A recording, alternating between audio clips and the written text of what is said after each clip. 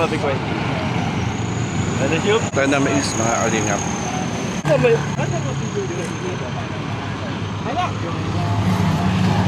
Ating karban.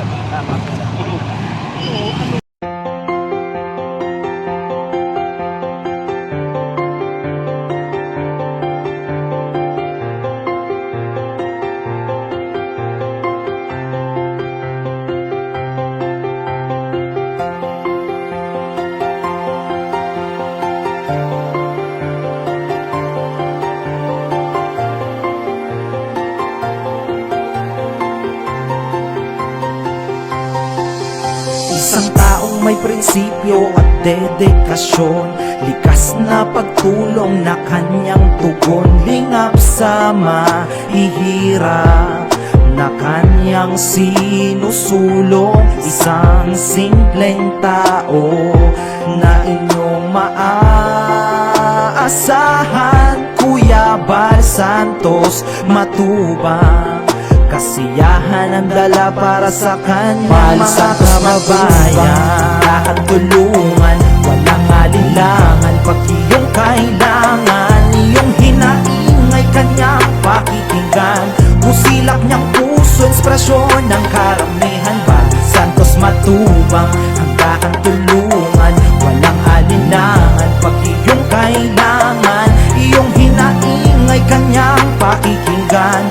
Pusilak niyang puso, inspirasyon ng karamihan.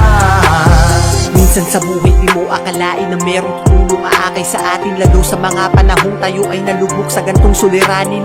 Bukas palad bukal sa loob, si Bal Matubang sa paglilingkod, patunay estado hindi basihan pagdating sa pagtulong at kusang loob. Para sa mga taong na higit na may kailangan ng kaakay sa pandemya, lumaganap sa ngayon, malayo man ay malalapitan, nakahanda lumapag sa iyong destinasyon. Ganyan si Kuya Bal tumulong, kahit may balakid di uurong, abanti diretso patungo sa pwesto, kahit na malayo ay sinusuong. Para sa kababayan at mga nangangailangan, mapabata matanda, walang hindi tinutulungan niya ng kanyang kasiyahan. Na kaya nahihirapan, sana'y magsilbing ehemplo sa mata ng karamihan ang ginagawa niyang pagtulong sa kapwa at ilang hirap na kababayan. Huwaran kang maituturing, kaya ikaw dapat ang aming Bal tinutularan. Santos Matubang, hanggang tulungan, walang alinlangan. Pag iyong kailangan, iyong hinaingay kanyang pakikinggan. Pusilak niyang puso, inspirasyon ng karamihan. Bal Santos Matubang, hanggang tulungan, walang alinlangan. Pag iyong kailangan, iyong hinaingay kanyang pakikinggan. Pusilak niyang puso, inspirasyon ng karamihan. Sa pagmamahal na inalay mo sa amin, kami ay nagpapasalamat. Asahan mo po na ang aming suporta ay di maaawat. Dasal namin palagi ang iyong kaligtasan sa Panginoon na siyang lumikha. Naway marami ka pa pong matulungan, maging inspirasyon sa bawat madla. Ikaw ang iniidolo ng karamihan dahil sa iyong nagawang kabutihan. Totoong serbisyo para sa kapwa, may isang salita at paninindigan mo pang tuparin ang mga hinaing ng mga hikahos sa pamumuhay. Ikaw ang nagsilbing gabay at tulay, patunay na wala kang amun. Ayan, magandang gabi mga kalingap, magandang gabi mga kaibigan, Luzon, Visayas, Mindanao. At andito po kami ngayon sa, papunta na po kami ng Surigao. Yan, umalis po kami kanina sa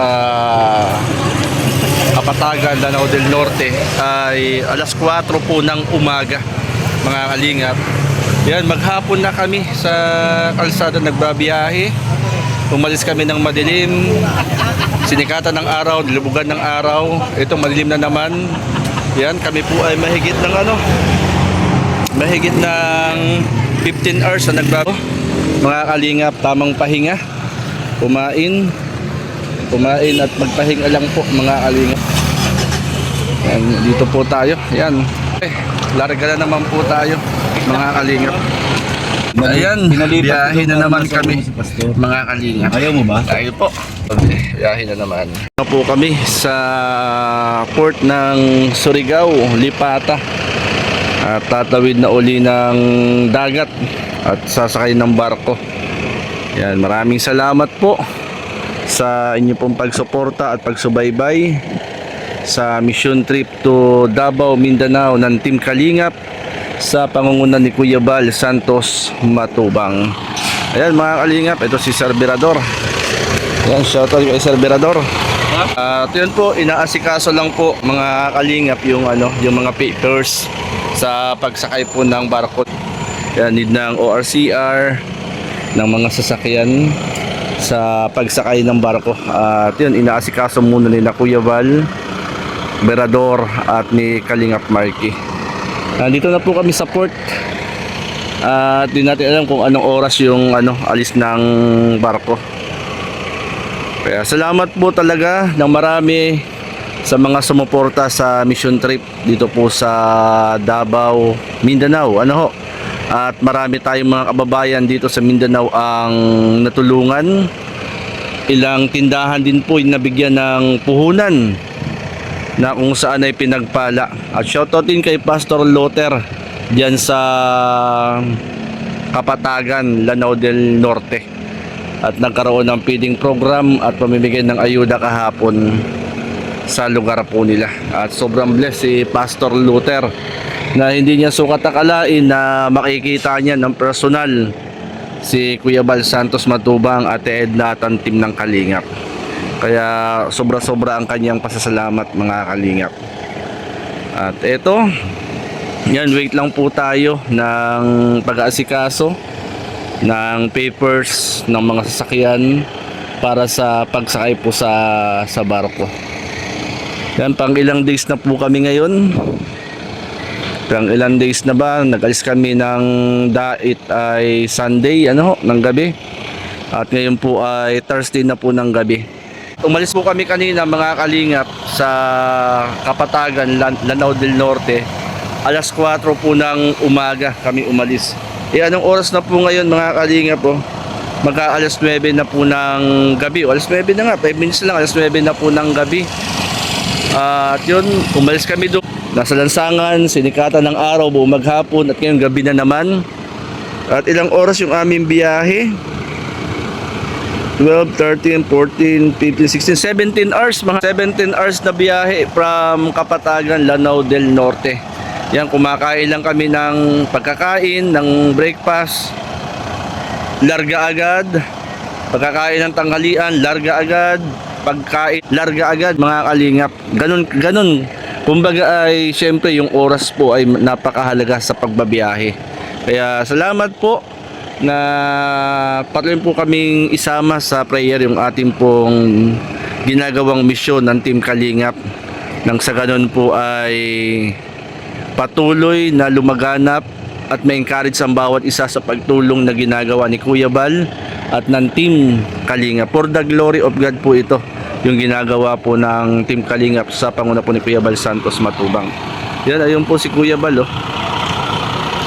Yan, naasikaso po nila. Ayun po sila mga Kalingap. At parang yan, okay na. At siguro maghihintay na lang kami kung anong oras aalis po yung barko from Surigao going to Liloan. Yan, Liloan. Part na po yun ng Bisaya kung di po ako Kaya yan, salamat at talagang nakaka-bless, lalong nakaka-inspire mga Kalingap ang karanasan natin ito sa pagsama natin sa mission ng Team Kalingap dito po sa Mindanao. At marami tayong lugar na puntahan, halos maikot namin ang buong Mindanao mga Kalingap. Kaya maraming salamat po at mamaya pagsakay natin ng barko, ituloy po natin yung ating pong ating pag-update. Yan. Magandang gabi po muna sa ating po lahat at mamaya po yan, pag kami po yung nakasakay ng barko na ay vlog po ulit po tayo. Yan, salamat po mga Kalingap. Ito na mga Kalingap. Ito at hanapin namin kung saan barko kami sasakay ng barko rito. Ayan, dito mga Kalingap. Parang dito kami sasakay. Dito yata ang sakay namin. At eto, sakay na po kami ng barko. Ayan, dito. May iwan na naman si Ambassador Kalingap po walang ticket. Barko to Parang ito yung sinakyan natin nung nakaraan na. Oo, bats. Oo. Papunta ng Masbate. Oo. Parang ganito rin. Pinuntahan natin, puntang Masbate. Ito, sakay na po kami ng barako, mga kalingap. Dito po tayo. Sakyan.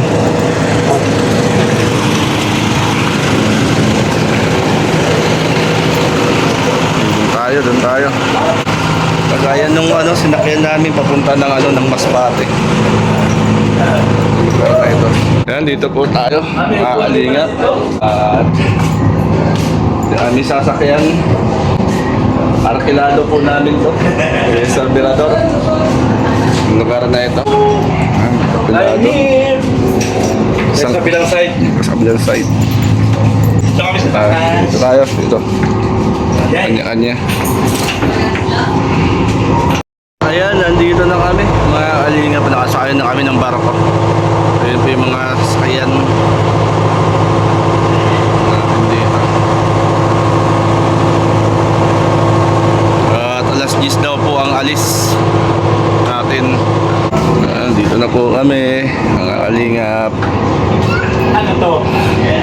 Wait na lang po ng ng pag-alis po ng barko. Grabe yung biyahe, mga kalingap. Halos maikot namin ng ang buong Mindanao sa pamamalagi namin dito. Pero masaya naman, masaya sapagkat iba't ibang mga karanasan kasama natin.